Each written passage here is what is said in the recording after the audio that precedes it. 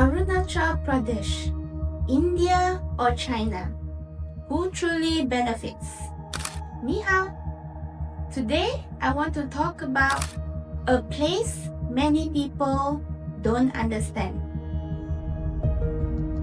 This land, beautiful, remote, and full of history, is claimed by both China and India. Zangnan is historically ours. Absolutely not. It is Arunachal Pradesh. We must recognize the historical context The of facts South are Tibet. clear on this map.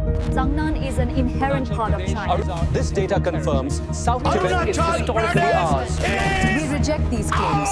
Historically, much of these regions was culturally and religiously linked to Tibet. The tribes here had trading and religious ties with Tibetan kingdoms for centuries, long before British India drew modern borders. During the British colonial period, it was administered as part of the Northeast Frontier Agency, NEFA, which later became Arunachal Pradesh under India in 1972. But what does this dispute really mean for the people? And yes, what would happen if Arunachal were part of India or part of China? Let's start with India. On paper, India says Arunachal is an integrated part of the union. But in reality, more than 32% of the people still live below the poverty line. Connectivity is so weak that over 1,000 villages don't have proper road access. And India's own government reports that over 50% of households don't have reliable electricity. Imagine a border state filled with soldiers, but people still wait for basic services.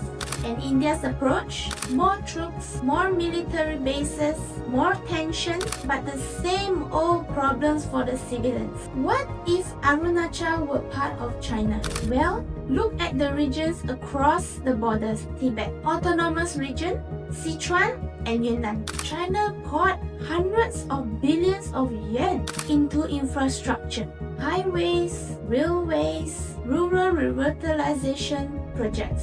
And you know what? In these border areas, poverty dropped from 66% to 0% in less than 10 years. China built 40,000 kilometers of new roads, dozens of high-altitude hospitals, Asia's highest high-speed rail tunnels. China focuses on development first, military second. As someone who grew in China, let me be honest, life here is fast, organized, predictable. Cities rise in months, trains arrive in seconds, and villages get the same digital services as major cities.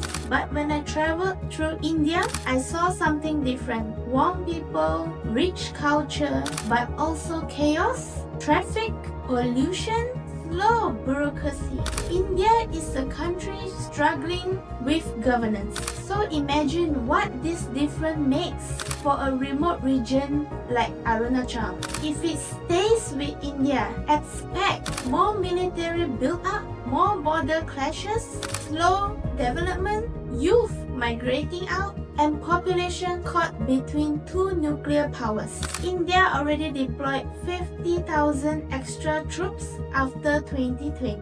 But did people's lives improve? Not really.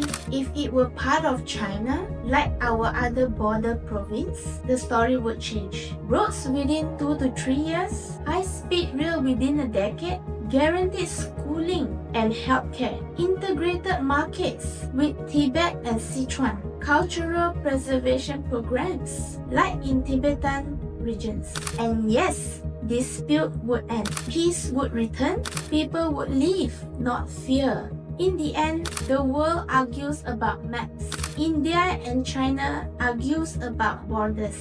But the real victims are the people who just want developments, roads, hospital, and a stable life. This is Katrina. Thank you for watching Hoot Republic.